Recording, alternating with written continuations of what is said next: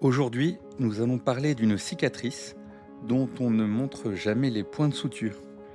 Nous allons parler de ce moment où le téléphone ne sonne plus, où les messages restent en vue, où une complicité de 10 ans s'évapore dans le silence. Aujourd'hui, dans Question de survie, on affronte un tabou, perdre des amis. Question de survie, le podcast des moines dominicains qui prend avec vous la vie du bon côté. Chaque semaine, les frères dominicains vous guident pour affronter tous les grands défis de votre vie personnelle, familiale et relationnelle. À partir de vos doutes, de vos questions, nous puisons dans leur expérience et la sagesse monastique des solutions pour vous aider à devenir meilleur pour vous-même et votre entourage. Tu as sans doute remarqué que notre culture est obsédée par la rupture amoureuse. Il y a des chansons, des films, des thérapies pour guérir un cœur brisé par un ex. Mais quand c'est un ami qui s'en va, là c'est le grand vide médiatique. Pourtant la douleur est parfois plus sourde, plus profonde, parce qu'elle nous prend par surprise. On pensait que l'amitié était le port calme, à l'abri des tempêtes passionnelles, et pourtant maintenant le quai est vide. Comment en est-on arrivé là? Ce qui rend la perte d'un ami si singulière, c'est la manière dont la relation a commencé. Contrairement à l'amour, l'amitié commence presque toujours sans déclaration. On ne se dit pas «Veux-tu être mon ami?» On le devient par infusion, par le temps passé ensemble. Mais alors, si on n'a jamais officiellement signé, comment est-ce qu'on finit? C'est le risque de la fin sans fin. Comme il n'y a pas eu de déclaration de début, il y a rarement de déclaration de rupture. On ne se quitte pas, on s'effiloche. C'est la politique de la chaise vide.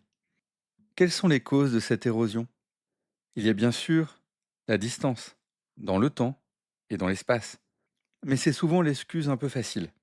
La réalité, c'est plutôt la distance intérieure, le manque de points communs qui s'installe quand nos trajectoires de vie divergent. Il y a les poisons silencieux enfin. Parfois, c'est plus violent, comme après une grosse trahison.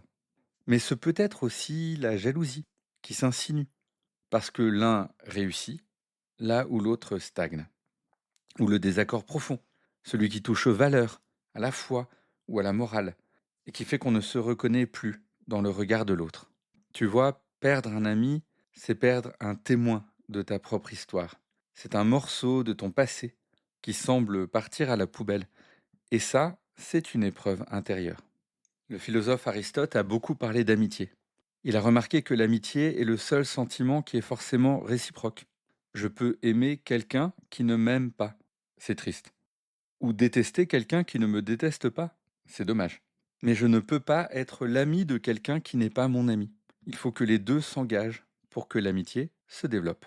Il ajoute que l'amitié est tissée par le temps passé ensemble, par les activités et par les souvenirs communs, par le plaisir d'être ensemble. Tout cela est nécessaire, mais non suffisant. Ce qui fait le prix d'une amitié, c'est la valeur de ce que l'on met en commun. C'est pourquoi des amitiés de 30 ans peuvent s'éteindre. On ne partage plus l'essentiel. Alors que de nouvelles amitiés peuvent naître à partir de nouvelles rencontres tout au long de la vie. Dans la Bible, au livre de Ben Sira le Sage, on trouve ce conseil essentiel. Si tu veux acquérir un ami, acquiers-le en le mettant à l'épreuve. N'aie pas trop vite confiance en lui.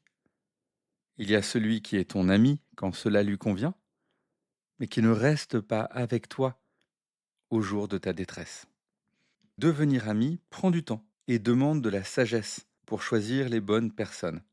Donc, confiance et prudence.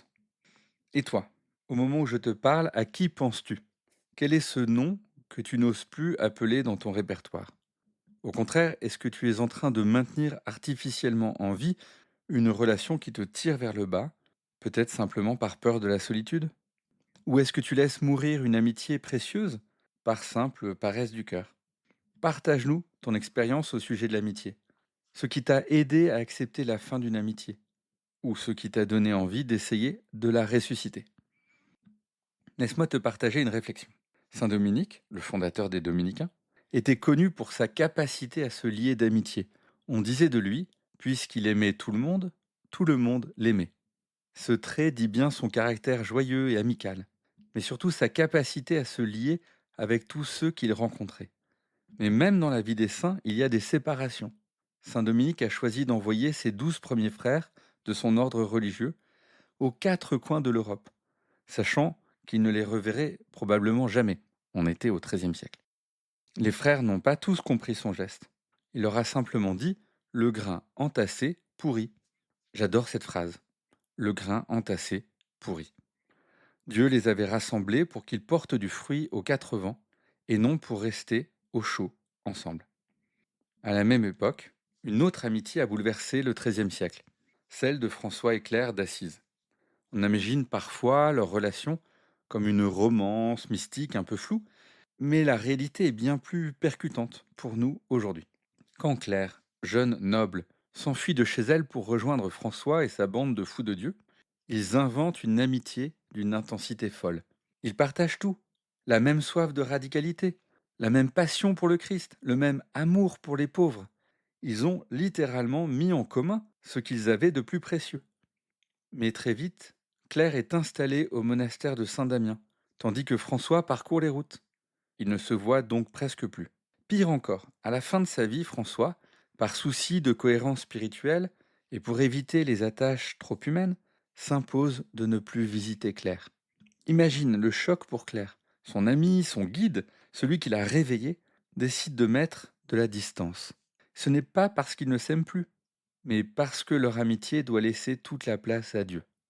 Ce qu'ils nous apprennent, c'est que l'amitié la plus haute est celle qui accepte de ne pas posséder l'autre. François a, entre guillemets, perdu la présence physique de Claire, et Claire a dû apprendre à vivre sans le soutien immédiat de François. Il nous montre ainsi que perdre la proximité d'un ami, que ce soit par la distance, par les choix de vie ou par la mort, n'enlève rien à la vérité de ce qui a été vécu. L'amitié n'est pas un contrat de présence éternelle, c'est un prêt. Accepter qu'un ami s'éloigne ou que la relation change, c'est reconnaître qu'il ne t'appartenait pas. C'était un cadeau sur ta route pour t'aider à devenir qui tu es vraiment et maintenant. Alors qu'est-ce qu'on fait de ce vide? Le premier enjeu, ça serait de redéfinir l'amitié. Ce qui fait la valeur d'une amitié, c'est de mettre en commun ce que nous avons de plus précieux. Si ce que tu as de plus précieux aujourd'hui n'intéresse plus ton ami ou vice-versa, la rupture n'est pas un échec, c'est un constat de vérité. Le deuxième enjeu, c'est d'affronter la solitude. Perdre un ami nous renvoie à notre solitude fondamentale. Mais cette solitude n'est pas un trou noir. C'est aussi l'espace où Dieu peut te parler sans intermédiaire. C'est le lieu où Jésus dit à ses disciples dans l'Évangile « Je vous appelle, mes amis ». Voilà ce que Jésus veut être pour chacun de nous, notre meilleur ami. Un troisième enjeu, ça pourrait être un exercice aujourd'hui. Je t'invite à faire 2 choses. D'abord, rends grâce pour un ami, même si tu l'as perdu. Remercie pour ce qu'il t'a apporté. Et ensuite, pose-toi la question. Qu'est-ce que je mets en commun avec mes amis actuels? Si c'est juste du divertissement, de la détente, ton amitié est un peu fragile. Mais si c'est ton âme, alors elle est éternelle. Confions-nous au Seigneur.